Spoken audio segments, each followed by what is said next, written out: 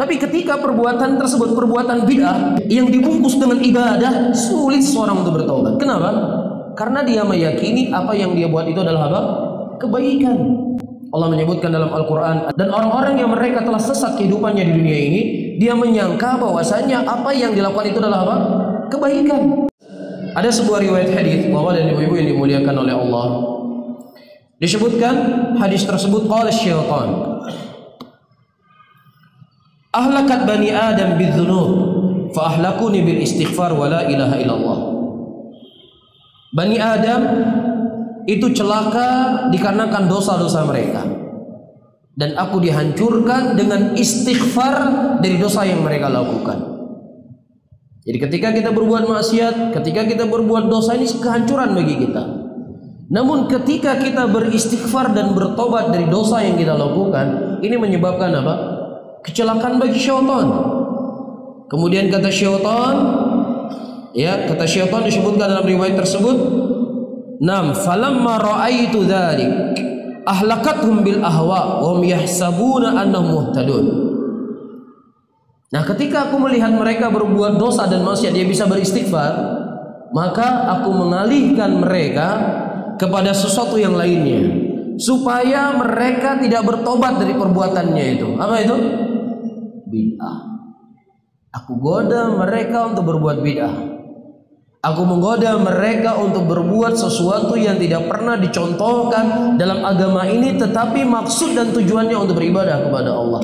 Disitulah hancurnya mereka, dan aku tidak bisa dikalahkan.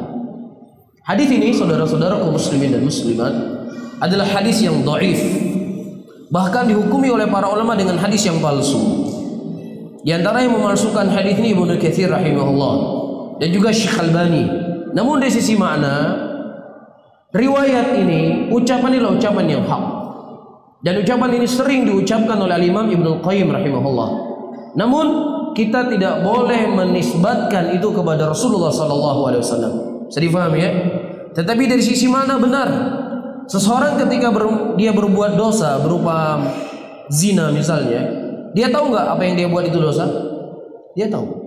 Ketika dia tahu apa yang dia buat itu dosa, ada kemungkinan untuk dia bertobat. Ketika dia mabuk-mabukan, dia tahu nggak kalau mabuk-mabukan itu dosa? Dia tahu ini akan membuat dia untuk bertobat. Iya. Orang tahu nggak kalau seandainya orang makan riba itu dosa?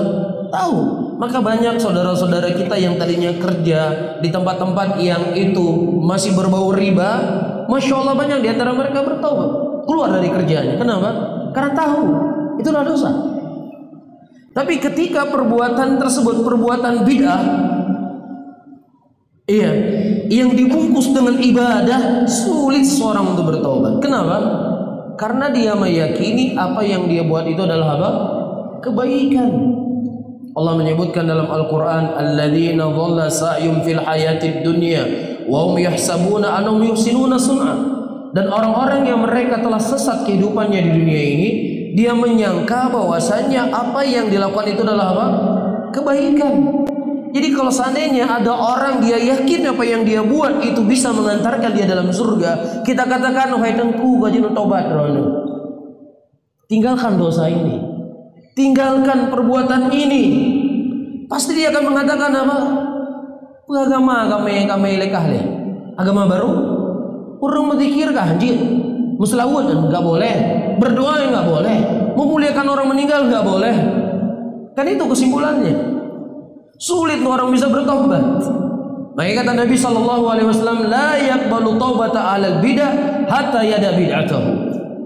Seseorang itu, pelaku bid'ah itu tidak diterima taubatnya sampai dia meninggalkan kebid'ahnya tersebut. Kata ulama, orang pelaku bid'ah itu kebanyakan mereka tidak diberikan taufik. Sulit kalau kita ingin berdebat kepada orang yang mereka berbuat maksiat. Sulit kita nasihati mereka. Karena pasti mereka berkeyakinan apa yang mereka buat itu adalah kebaikan. Tapi kalau seandainya kita ngomong kepada pelaku dosa dan maksiat, dia mengatakan apa?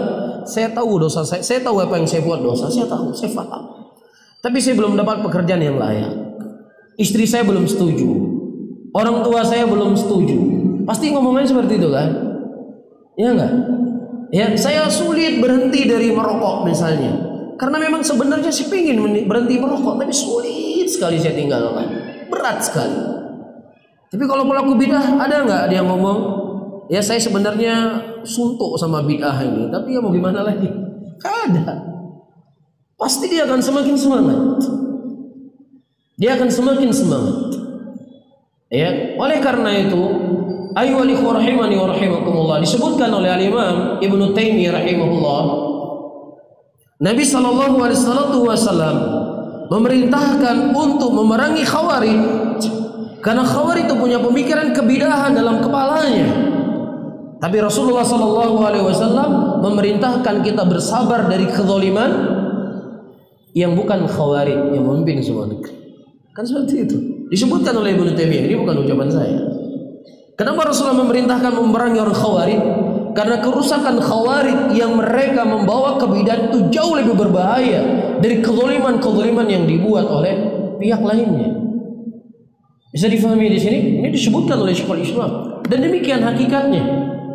Iya, Rasulullah mengatakan sebaik-baik orang yang dalam memerangi Khawarij, dan sebaik-baik orang yang dibunuh adalah dibunuh oleh Khawarij.